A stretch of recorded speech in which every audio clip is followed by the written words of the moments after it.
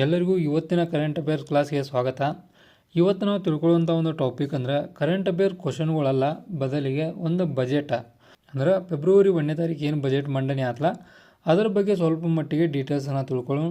ಆನಂತರ ಎಕ್ಸಾಮ್ ಪಾಯಿಂಟ್ಲಿ ಏನು ಇಂಪಾರ್ಟೆಂಟಾ, ಈ ಬಜೆಟ್ ಮಂಡನೆ ಎಕ್ಸಾಮ್ ಪಾಯಿಂಟ್ಲಿ ಇಂಪಾರ್ಟೆಂಟ್ ಐತಿ ಬಟ್ ಅದನ್ನು ಬಿಟ್ಟು ನೀವು ತಿಳ್ಕೊಳ್ಳೋದು ಯಾರಾದರೂ ಕೂಡ ಇದ್ರ ಬಗ್ಗೆ ಡೀಟೇಲ್ಸನ್ನು ತಿಳ್ಕೊಳ್ಳೋದು ಕೂಡ ಅನಿವಾರ್ಯ ಐತಿ. ಆದ್ದರಿಂದ ಇಂದಿನ ಈ ವಿಡಿಯೋದಾಗ ನಾವು ಒಂದು ಬಜೆಟ್ ಮಂಡನೆಯ ಒಂದು ವಿವರಣೆಯನ್ನು ತಿಳ್ಕೊಳ್ಳೋಣ. ಫಸ್ಟ್ನಾಗ ನಾವು ತಿಳ್ಕೊಳ್ಳೋದಾದ್ರೆ ಈ ಒಂದು ಬಜೆಟ್ ಮಂಡನೆಯನ್ನು ಮಾಡಿದವರು ಯಾರಪ್ಪ ಅಂದ್ರೆ ನಿರ್ಮಲಾ ಸೀತಾರಾಮ್ ಅವರ. ಸತತ 9ನೇ ಬಾರಿ ಇವರ ನಿರಂತರ ಒಂದು ಬಜೆಟನ್ನು ಮಂಡನೆ ಮಾಡ್ತಾರೆ.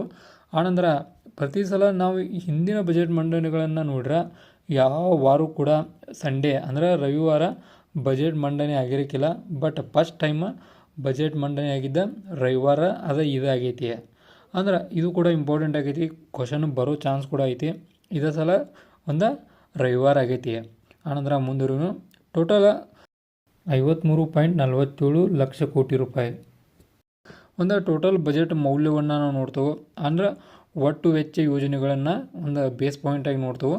ಆನಂತರ ಫೆಬ್ರವರಿ 1, 2026 ನಿರ್ಮಲಾ ಸೀತಾರಾಮ್ ಅವರ 9ನೇ ಬಾರಿಗೆ ನಿರಂತರ ಆಗ ಹೇಳಿದಂಗೆ ಬಜೆಟನ್ನು ಮಂಡನೆ ಮಾಡ್ತಾರೆ.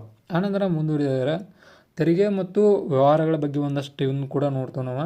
ಅಂದ್ರೆ ಮಧ್ಯಮ ವರ್ಗದ ತೆರಿಗೆಗಳಲ್ಲಿ ಯಾವುದೇ ಒಂದು ದೊಡ್ಡದಾಗಿ ಬದಲಾವಣೆ ಏನು ಮಾಡಿಲ್ಲ, ಸಣ್ಣ ಪುಟ್ಟ ಬದಲಾವಣೆ ಆಗಿದ್ದವು ಬಟ್ ಅವೇನು ಇಂಪಾರ್ಟೆಂಟ್ ಅಲ್ಲ. ಆನಂತರ ಒಂದು TDS ಒಂದು TCS ನಿಯಮಗಳಲ್ಲಿ ಒಂದು ಸಡಲಿಕೆ ಮತ್ತು ಒಂದು ಸರಳೀಕರಣ ಕೂಡ ಮಾಡಿದ್ದ ನಾವು ಗಮನಿಸ್ತೇವೆ. ಇದೆಲ್ಲ ಬಿಟ್ಟ ಒಂದು ಮೂಲಭೂತವಾಗಿ ನಾವು ಒಂದು ಕಾರ್ಯಗಳನ್ನ ಏನು ಮಾಡಿದಾರಪ್ಪ ಅದನ್ನು ನೋಡಿದ್ರೆ ಒಂದು ಹೈ ಸ್ಪೀಡ್ ರೈಲು ಮಾರ್ಗಗಳನ್ನು ನಿರ್ಮಾಣ ಮಾಡ್ತಾರೆ. ಆನಂತರ ಒಂದು ರೇರ್ ಅರ್ತ್ ಒಂದು ಎಕನಾಮಿಕ್ ಕಾರಿಡಾರ್ಸ್ ಅಂದರೆ ಕಾರಿಡಾರ್ಸ್ ಕೂಡ ನಿರ್ಮಾಣ ಮಾಡ್ತಾರೆ. ಆನಂತರ ರಾಜ್ಯ ಮತ್ತು ಒಂದು ನಗರಗಳ ಸಂಪರ್ಕ ಯೋಜನೆಗಳು ಅಂದರೆ ಇದೇನು ರೈಲದ್ದ ಅಂದರೆ ಈಗ ಪುಣೆಯಿಂದ ಹೈದರಾಬಾದ, ಆನಂತರ ಪುಣೆಯಿಂದ ಬೆಂಗಳೂರು, ಈ ರೀತಿ ಒಂದು ರಾಜ್ಯಗಳಿಗೆ ನೇರ ಸಂಪರ್ಕಗಳನ್ನು ಕೂಡ ಸೃಷ್ಟಿ ಮಾಡ್ತಾರೆ. ಆನಂತರ ಮೂಲಭೂತ ಸೌಕರ್ಯಗಳನ್ನ ಹೆಚ್ಚಿನ ಒಂದು ಆದ್ಯತೆಯನ್ನು ನೀಡ್ತಾರೆ. ಮುಂದುವರಿದಾರ ಹೊಸ ಯೋಜನೆಗಳು ಕೂಡ ಸ್ವಲ್ಪ ಮಟ್ಟಿಗೆ ಜಾರಿಗೆ ಬಂದವು. ಅವು ಏನಪ್ಪ ಅಂದ್ರೆ ಒಂದು ಗ್ರಾಮೀಣ ಮಹಿಳೆಯರಿಗೆ ಉದ್ಯೋಗ ಶಕ್ತಿ ಅಂತ ಒಂದು ಮಾಡ್ತಾರೋ. ಆನಂತರ ಉದ್ಯೋಗ ಅವಕಾಶಗಳಿಗೆ ಒಂದು ಬೆಂಬಲ, ಆನಂತರ ಯುವಶಕ್ತಿ ಮತ್ತು ಒಂದು SMESಗೆ ಒಂದು ವಿಶೇಷ ಅವಕಾಶಗಳನ್ನು ನೀಡ್ತಾರೆ. ಇದನ್ನು ಹೊರತುಪಡಿಸಿ ರೈತರಿಗೋಸ್ಕರ ಒಂದು 20,000 ರೂಪಾಯಿ ಒಂದು ಸಾಲವನ್ನು ಕೂಡ ನೀಡ್ತಾರಂತೇಳಿ ಒಂದು ಮೆನ್ಷನ್ ಕೂಡ ಮಾಡ್ತಾರೆ. ಈ 20,000 ಬಗ್ಗೆ ನಾವು ಒಂದು ಸ್ವಲ್ಪ ಮಾತಾಡಬೇಕಾಗೈತಿ. ಈಗಿನ ಒಂದು ಪ್ರಸ್ತುತ ಒಂದು ಜಯಮಾನಕ್ಕೆ ಗಮನವಿಟ್ಟು ನೋಡ್ರೆ 20,000 ಭಾಳ ತಿನ್ನು ಅನ್ನೋ ಥರ ಇದನ್ನು ಮಾಡಿದ್ರು. ಬಟ್ ಇದ್ರ 20,000 ಏನೂ ಯೂಸ್ ಇಲ್ಲ.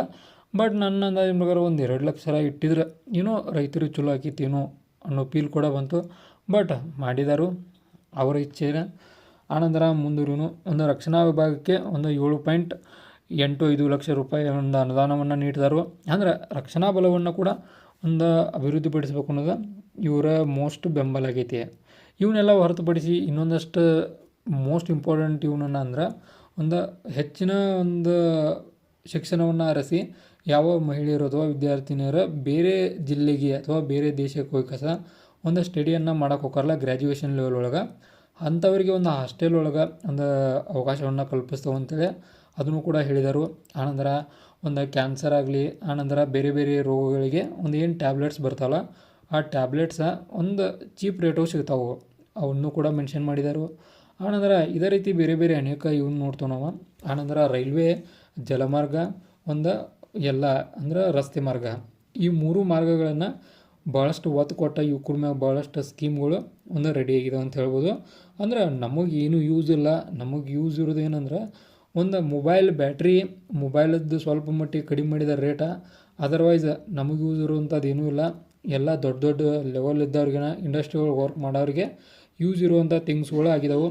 ಆನಂತರ ಒಂದು ಮಟ್ಟಿಗೆ ನಾವು ಒಂದು ಅಮೌಂಟ್ ಕಡಿಮೆ ಎದುರೋಗಿದ್ರು ಆಗೈತೆ ಅಂದ್ರೆ ಸಿಂಪಲಾಗಿ ನೋಡೋದಾದ್ರೆ ಆಗಲೇ ಹೇಳಿದ ಮೊಬೈಲ, ಆನಂತರ ಒಂದು ಸೋಲಾರ್ ಒಂದು ಪ್ಲೇಟ್ಗಳಾಗಲಿ, ಆನಂತರ ಒಂದು ವಿಮಾನದ ತೈಲ ಅಂತ ಹೇಳ್ತೇವಲ್ಲ ನಾವು, ಅದು ಕೂಡ ಚೀಪ್ ರೇಟ್ ಆದ ಕಾರಣಕ್ಕೆ ವಿಮಾನ ಸಾರಿಗೆ ಕೂಡ ಚೀಪ್ ಆಗೋ ಚಾನ್ಸ್ ಐತಿ ಅಂತ ಹೇಳಿದರು.